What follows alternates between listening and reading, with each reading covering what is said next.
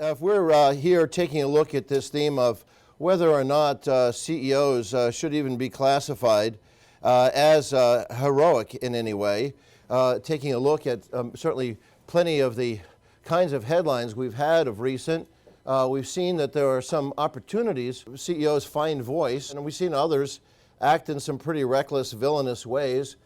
Others seem to be overpaid for underperformance. But then we've seen disappointments in other sectors, from public sector, of course, with public officials, and the church, community leaders. Sometimes CEOs don't look so bad in some of the comparative yardsticks. I just was wondering, as we get started, how many of you would see corporate leaders, CEOs, as heroic figures in contemporary society? So the versus who? Well, versus, I know, all the other bad guys out there. So the question is, of course, what's the yardstick? And that really matters. What are we comparing CEOs to in terms of their leadership contributions? I just finished a study we just published with Richard Edelman, the head of Edelman Public Relations. You may know the firm. They do a global trust barometer. And U.S. institutional leaders across sectors, of course, are crashing down, as are many other Western leaders. Interestingly, countries with greater transparency in this data seem to be the ones that are suffering worse reputation. So we don't know if that more is known about how the sausage is made, or if, in fact, we just have some models from the West that maybe shouldn't always be transported to the East. But in fact, a session that we had recently for Indian parliamentarians from both houses of the Indian Parliament said, you can't really have virtuous leaders. Whatever Donald Trump is talking about doesn't work in public office anymore. And in fact, we put up a little clip from Gandhi, and I was surprised that the group got tearful, and we got quite reflective to think that, you know, maybe public officials can take on, of course, heroic roles, and they're not necessarily only in our past, but we certainly know that we have some corporate titans, fallen titans, and sometimes the self-promotion doesn't necessarily mean that they're truly heroic.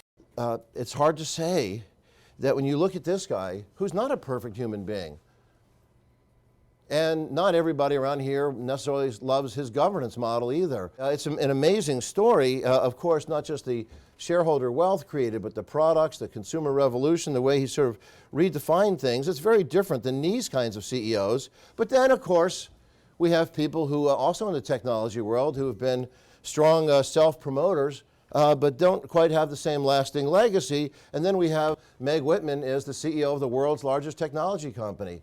Yeah, they're bigger than Microsoft and bigger than IBM. It's amazing that despite the self-immolation of this different stages of life of this board, this company has still managed to beat back whatever the board tried to do to them, and they've been thriving despite all. And now we'll see where Meg Whitman goes at the helm, but you can see that she's taken on quite a beating. Some think it might be misogynist. Some of it is a subculture of who the heroes of Silicon Valley are supposed to be. Brilliantly, she's partnered with Ray Lane, who is of a different crowd in Silicon Valley, the former president of Oracle and a Kleiner Perkins senior star there, as an executive chairman, and they could put together a pretty interesting team, but it's an open question if she'll go down as heroic. Certainly past CEOs haven't for quite some time at HP, and this is a tough act to follow, to build in a legacy of that. But we take a look at this sort of hero worship, because regardless of what they've done, and however promising Meg Whitman may be, and having built eBay up from a 30,000 in sales up to a $6 billion company at the time she went in there, is still it's a difficult turnaround situation. And she had very talented people within that the board bypassed. And you wonder, why is this messianic fervor that boards have to race to the outside? But then, of course, there's this situation, Carol Bartz at Yahoo. She was the CEO of Yahoo, who, of course, came into a very similar, although much smaller, of course, than HP, but a series of failed predecessors. In that case, 3 failed predecessors.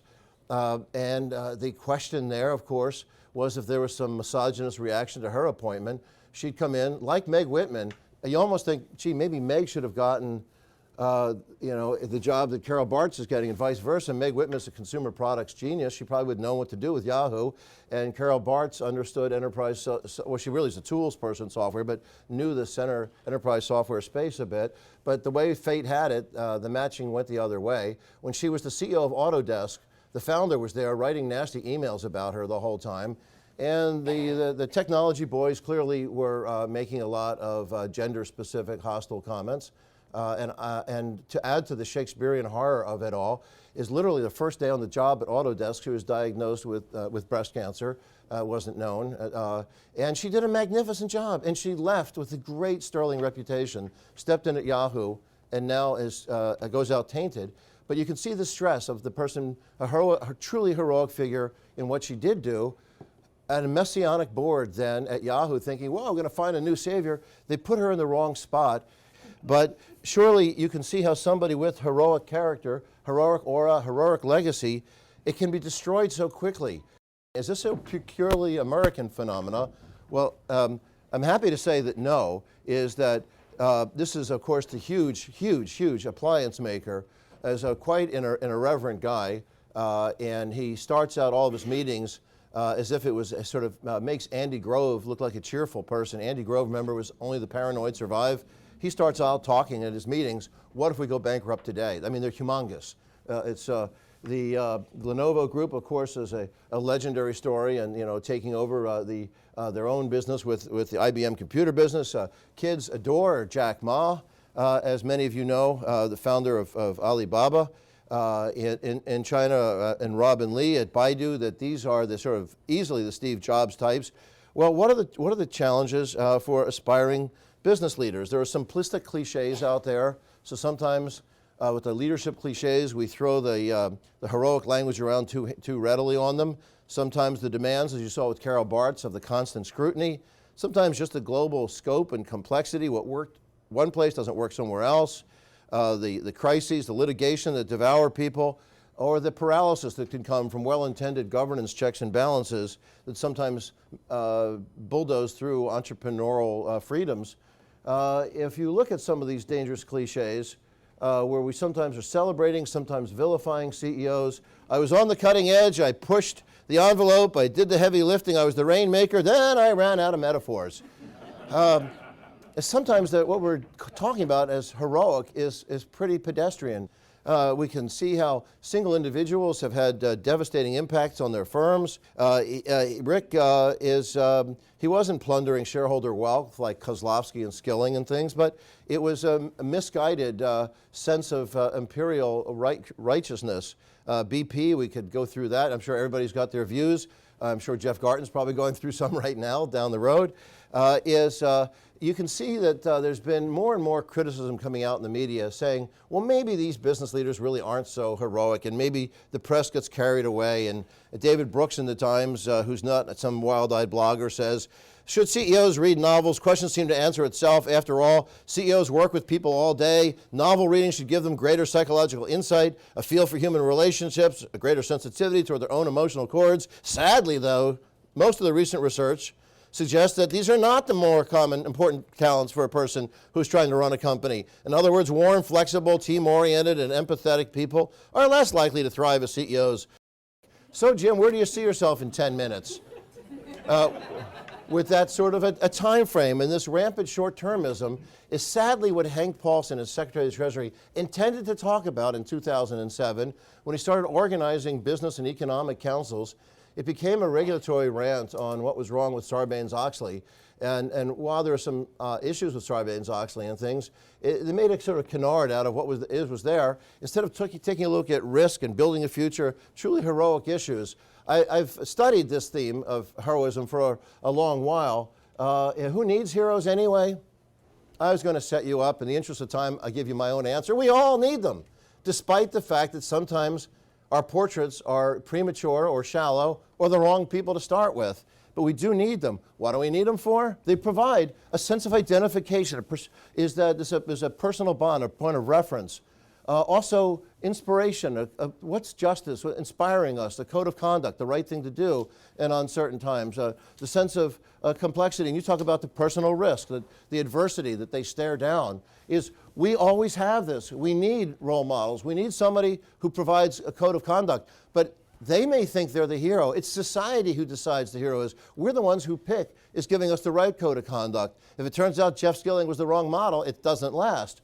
Human dimensions to the complexity is that sometimes the personification, people blame the media, they blame academics, they blame analysts, that we sometimes overly simplify things. There's a reason we have branding.